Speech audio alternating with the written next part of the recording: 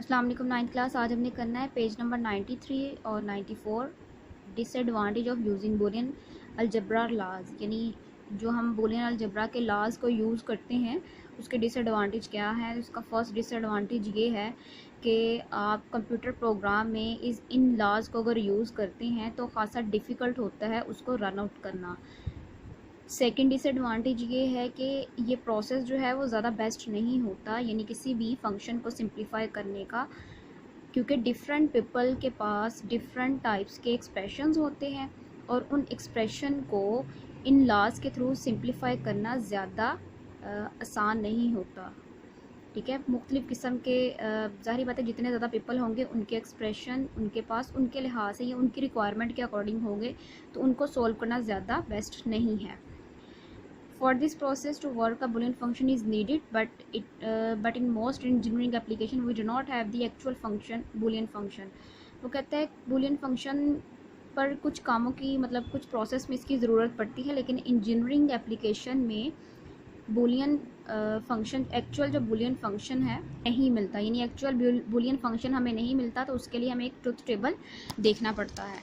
तो जैसे हमने इस बात का मतलब ये है कि कुछ के जो प्रूफ हैं वो हमारे पास अलजेब्रिक लॉज के अकॉर्डिंग नहीं होते, उसके लिए हमें ट्रुथ टेबल देखना पड़ता है। यानी ट्रुथ टेबल से हम उसको सॉल्व करते हैं। जैसे आपने डी मॉर्गन्स लॉ किया था, आपने डिफरेंट दूसरे जो लॉज किए थे वो हमने बूलियन अलजब्रा के अकॉर्डिंग सॉल्व किए थे, और आपने डी मॉर्गन्स लॉ जो था वो ट्रुथ टेबल के अकॉर्डिंग किया था। तो यहाँ पर उसने यही बात की हुई है कि ये काम जो है वो इंजीनियरिंग फील्ड में बेस्ट नहीं है।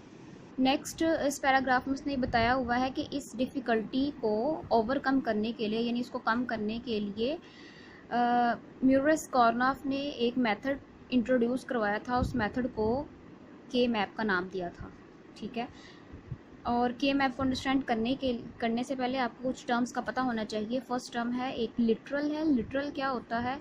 अगर आपके पास उसने कहा कि वेरिएबल है, तो वेरिएबल किसी भी फंक्शन में या तो इटसेल्फ वर्क करता है, यानी एक्स वेरिएबल इटसेल्फ अपीयर और it appear in the complement form. या तो वो एक्स अपीयर होता है या फिर वो एक्स के कम्प्लीमेंट। ठीक है, वेरिएबल या तो इटसेल्फ अपीयर होता है या कम्प्लीमेंट की फॉर्म में अपीयर होता है, तो इन फॉर्म्स को हम लिटरल बोलते हैं। ठीक है, नेक्स्ट हमारा जो इम्पोर्टेंट टॉपिक है वो है mean term, standard product. Mean term क्या होता है? लिटरल में हमें ये बात बताई कि आप या तो वेरिएबल इटसेल्फ या फिर कम्प्लीमेंट अपीयर होगा किसी भी फंक्शन में, लेकिन मीन टर्म क्या करता है कि उन कम्प्लीमेंट और उन वेरिएबल्स की अरेंजमेंट क्या होगी वो हमें मीन टर्म से पता चलती है। ये सारी बात उसने इसमें बताई हुई है, you can read it. Next एक एग्जांपल दी है, उसने कहा list down all the main terms of 3 variable. In variables को आप लिस्ट डाउन करें और फिर उसकी अरेंजमेंट सेट करें। तो ये उसने सारे आपको वेरिएबल्स दिए, ये किस तरह से लिए हैं वो मैं आपको बताती हूँ, और ये टेबल कैसे बना है, इसका बेस्ट मेथड क्या है इस टेबल को याद रखने का, वो मैं आपको बताती हूँ। मीन टर्म अगर हम 3 वेरिएबल्स का ले रहे हैं, वेरिएबल्स आपके पास x, y और z 3 वेरिएबल्स का है, तो फिर आपके मीन टर्म्स बनेंगे 2 रेज़ टू पावर 3 मीन्स 8 बनेंगे। अगर आप 2 वेरिएबल्स का ले रहे हैं तो 2 रेज़ टू पावर 2, तो वो आपके 4 मीन टर्म्स बनेंगे। ठीक है, यहाँ हम बनाएंगे 8। इनके नाम इस तरह से सेट होंगे M0, M1, M2, 3, 7, 8।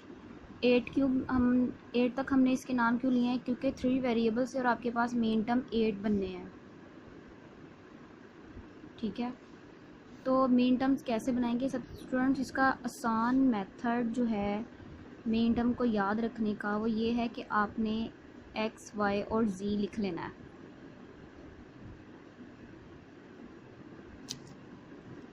इस तरह से आपने सारा लिख लेना है। अब इसमें आपने कम्प्लीमेंट और जो इटसेल्फ वेरिएबल्स हैं उनको मेंशन करना है।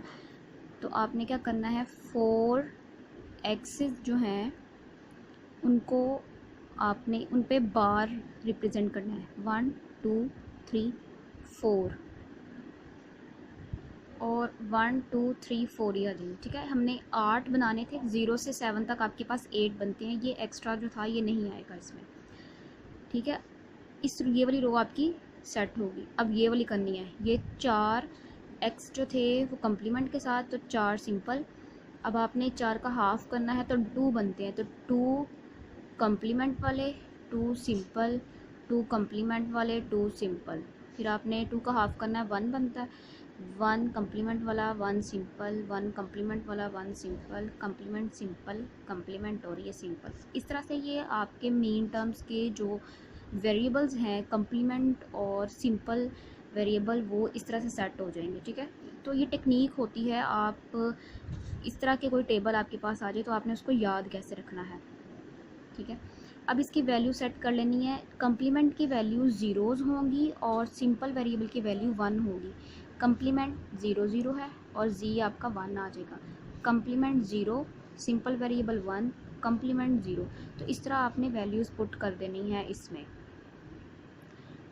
0 1 1 1। ठीक है, ये आपने इस तरह से, ये आपके पास मेन टर्म का एक टेबल बन जाएगा। अब इस उसने यहाँ पर वैल्यूज़ ली हुई हैं जो आपकी बुक पर है, वो किस तरह से ली हैं, उसने जो ये वैल्यूज़ आपके पास आई हैं इसको उलट फॉर्म में शो करवा दिया है। तो वो आपके पास 8 वैल्यूज़ बन जाती हैं। 1 सेकेंड वैल्यू ये है, X dot Y dot G bar. Third value आपके पास ये है, X dot Y bar dot जी।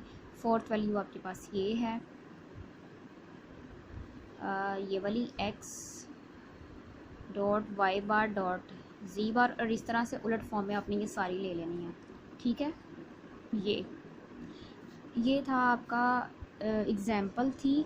और आपके पास 3 वेरिएबल्स की 8 जो मेन टर्म्स की वैल्यूज़ हैं वो इस तरह से आपने फाइंड करनी है। बुक पर आपको 2 वेरिएबल्स के भी मेन टर्म दिए हुए हैं, आप इसमें ही देख लें कि आप उलट जो है ना सीरीज़ उसको चेक किया करें। 2 वेरिएबल्स बार के साथ, यानी एक्स फर्स्ट वाला बार के साथ, सेकंड भी बार के साथ, और नेक्स्ट 2 सिंपल। पहले 2 बार के साथ, फिर नेक्स्ट 2 सिंपल। और वाई कैसे आएगा, फर्स्ट बार के साथ, सेकंड सिंपल, फर्स्ट बार के साथ, सेकंड सिंपल। ये इस तरह से आपके 2 वेरिएबल्स का मेन टर्म्स आ जाएंगे। ठीक है, तो यहाँ तक ही था आज का आपका लेसन।